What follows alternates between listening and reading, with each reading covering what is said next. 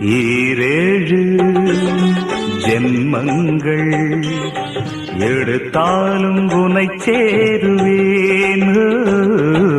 வேறாரும் நெருங்காமல் மனவாசல் தன்னை மூடுவே.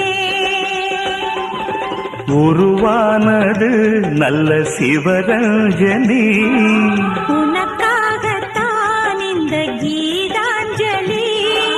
ராகங்களில் ஆராதனை, மோகங்களின் ஆராதனை. உடலும் மனமும் தழுவும் பொழுதில் உருகும் ஒரு ஜீவன்தான் உன் பாடல்தான் ஓயாமல் இசைக்கின்றது.